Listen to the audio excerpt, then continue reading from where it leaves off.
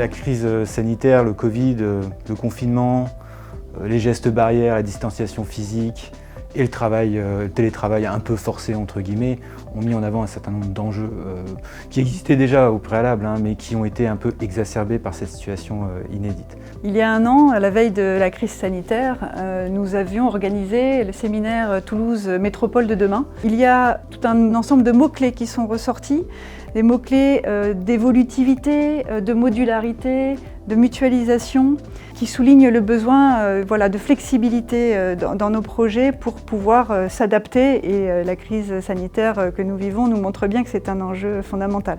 Il y a l'usage des matériaux biosourcés, des ressources renouvelables, le bioclimatisme, à la fois lutter contre le phénomène d'îlot de chaleur, mais aussi favoriser le confort d'été. Ça passe évidemment par la végétalisation, par les arbres de haute tige maximisés. Il y a eu également tout un volet mobilité qui a été abordé, et le moteur principal de cette action-là, c'est vraiment le vélo, au sens de toutes les contributions qui ont pu intervenir, le rendre plus lisible, plus accessible, plus sécurisé.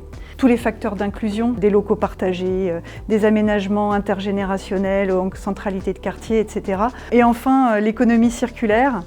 C'est à la fois les circuits courts et c'est aussi justement le recyclage et la réutilisation des matériaux, de la terre, etc.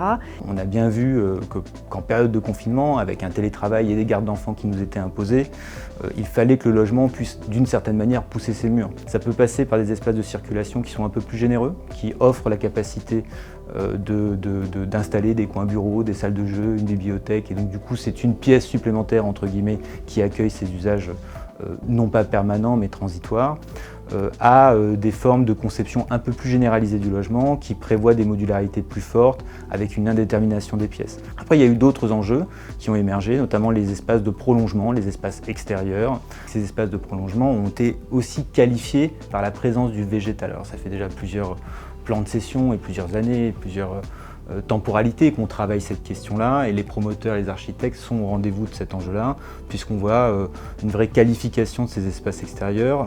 Donc du coup, le besoin de nature, il est répondu bien sûr par le quartier, par le square, le jardin, mais aussi par l'opération immobilière, avec une présence du végétal un peu à tous les étages, entre guillemets. À l'échelle des quartiers, ce qu'on peut constater, c'est bien sûr un besoin, une demande pour un cadre de vie de proximité de qualité, et qui contient, qui programme, qui propose notamment des espaces verts importants. Chacun a pu rêver de grands espaces quand il était cloîtré chez soi.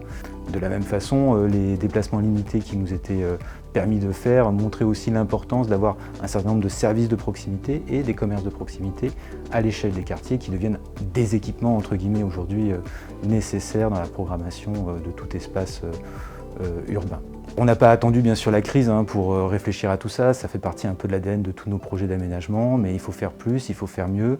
Il y a une demande de plus de nature et il va falloir travailler la nature de nos programmations pour essayer de répondre à cette demande.